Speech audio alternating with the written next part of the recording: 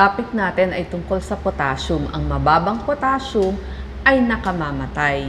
Dun sa mga umiinom ng potassium tablets, makinig po tayo. Kapag kulang sa potassium ang isang tao, mapagurin siya. Yung kanyang muscle laging nag-ispasm o kaya naninigas. Hindi ba nakakaramdam kayo ng pagpulikat ng mga muscle? Maaring yan ang dahilan. Kumakabog ang dibdib, parang yung tibok paiba-iba. Tumataas ang blood pressure, parang mahangin ang tiyan, hindi makadumi, constipated, tapos namamanhid ang mga kamay at paa. Yung iba napaparalisa, nagsisimula sa paa, papaakyat. At kapag may paralysis na, sasama na rin yung paghinga. So nagkakaroon ng difficulty of breathing, hindi na siya makakahinga. Tapos minsan, lagi ring malungkot. So delikado ang mababang potassium. Para saan ba kasi yung potassium? Isa kasi itong electrolyte, mineral na kailangan ng ating katawan para sa pag-contract ng muscle. Kaya nga kapag kulang, nagkakaroon tayo ng pamimitig ng paa. Tapos yung fluid balance sa ating katawan, sa cellula, doon sa muscle, sa nerves, doon nandun ang mga potassium. Kaya kailangan ng muscle. So ito, muscle cramps. Nakakatulong din ito sa blood pressure. Kaya kailangan pantay po ang potassium at ang sodium. Ang potassium kailangan din para sa brain at sa nerves ng ating katawan. Kasi nandyan yung signal. Nakita rin nila, pag tama ang potassium, nagde-decrease yung risk ng pagkakaroon ng stroke. Bumababa yung risk ng stroke. Kailangan mo yan sa pagtibok ng iyong puso kasi muscle din ang ating heart. Tapos yung high blood pressure nakakatulong ang pagkakaroon ng tamang value ng ating potassium. Tumutulong din ang potassium para sa ating mga buto at yun na nga yung mga nagma-muscle cramps. Baka lagi kayo napupulikat, baka mababa yung inyong potassium.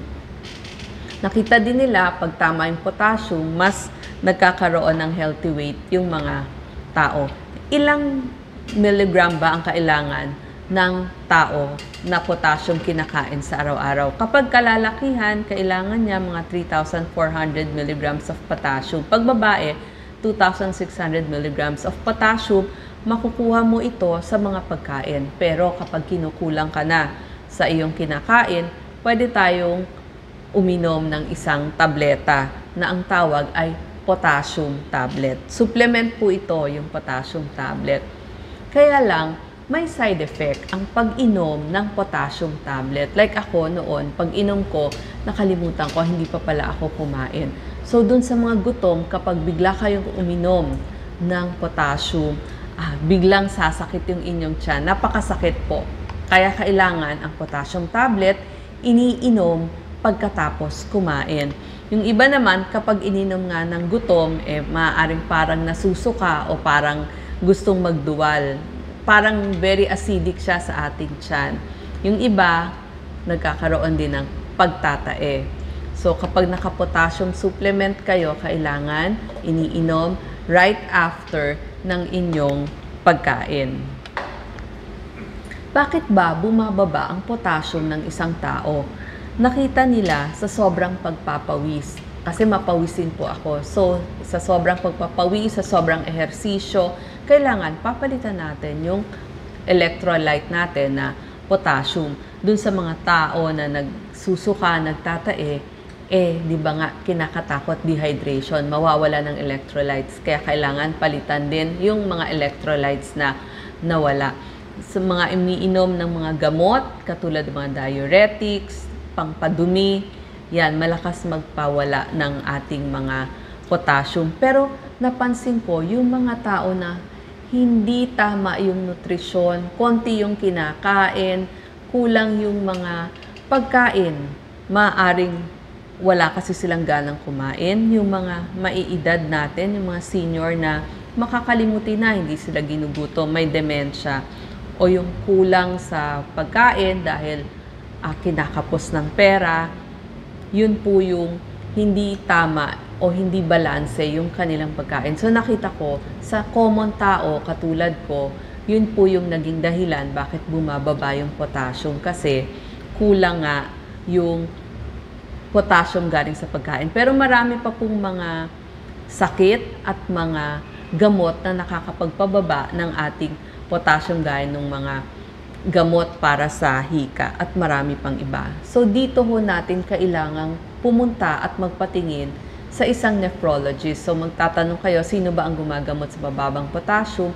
Punta po tayo sa ating nephrologist para sila po ang magre-reseta kung ilang tabletang potassium ang iinumin nyo. Kasi takot naman tayo na sumobra. At saka, yung mga tao naman na may problema na sa kidneys, dapat tamang-tama lang po yung inyong potassium. Hindi ho pwedeng sobra din kasi ang mga taong may chronic kidney disease, hindi na ho nila na ilalabas yung potassium. So, delikado din sa kanila yung pagtaas ng potassium.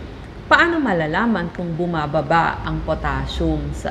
Ang test po ay blood test. So, kukunan kayo ng dugo at kinukuha doon yung level ng potassium. Pwede hong idagdag ng inyong doktor yung comprehensive metabolic panel. So, kasama po yung ibang mga electrolytes, yung mga calcium, yung mga magnesium.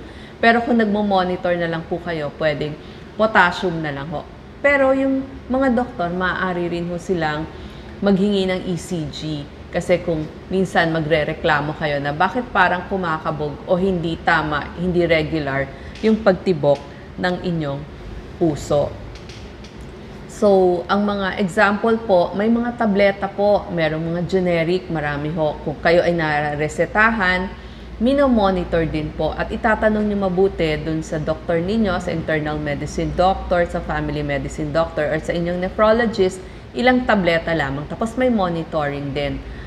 Mayroon pong mga potassium tablets na nabibili sa ating butika. Usually po, meron mga 750 mg. So, yun po yung usual tablet. So, tanong nyo, isang tableta ba? Dalawang tableta ba sa maghapon? Pero, sabi ko nga, napansin ko lang, dun sa mga undernourished o kulang yung kinakain, pwede ho nating baguhin yung ating pagkain. Marami hong source ng potassium na nakukuha sa ating pagkain. So, ito iniba-iba ko. Meron galing sa prutas, meron galing sa gulay, at meron dun sa ulam natin. Kasi yung mga taong hindi gaano nag-uulam, doon ho bumababa ang potassium nila. Pagdating sa prutas, syempre pinakamadami, melon, bananas o yung ating saging, kiwi, marami rin. Ang oranges, yung mga dalanghita, santones, marami din ho yan. So, yung ating mga fruits, maraming potassium. Pagdating sa gulay, number 1 na pinakamarami, isang cup lang nitong ating pechay, talagang 600 mg na ng potassium. So, yung ating mga kalabasa, avocado, kamatis lalo, kasama na ho yung ating mga ketchup, tomato sauce, tomato paste, marami ho yan taglay na potassium. Ganon din ho yung ating mga patatas, tsaka kamote. Pero lahat po ng ating berdeng gulay, marami rin po. Katulad ng broccoli, kasama din yan sa maraming potassium. Pagdating naman ho sa inumin, yung sabaw ng ating buko, pati yung laman ng buko, marami hong potassium yan. Pero ganun din ang ating mga milk o gatas, kaya nga masustansya yung gatas. Tapos yung kakao o yung tsokolate, mani, peanuts, kasama na ho yung inyong palaman na peanut butter, marami ho yang mga potassium. Kasama din ho yung mga mushroom at yung mga lamang dagat, lagi marami. Salmon, alam ko mahal ang salmon, tilapia na lang, o kaya yung ating mga hito, tapos yung ating mga gulay, laging marami yan na potassium. Ang mga manok, laman ng baboy, laman ng karne, marami rin hong potassium. Ganon din ho yung mga turkey, ganon din ho yung mga lamang dagat katulad ng mga crab, alimango, alimasag, marami ho siya. Canned tuna, meron din ho yan na potassium. So sana po ayusin natin yung ating pagkain para hindi bababa ang potassium natin. Delikado ang mababang potassium. Salamat po.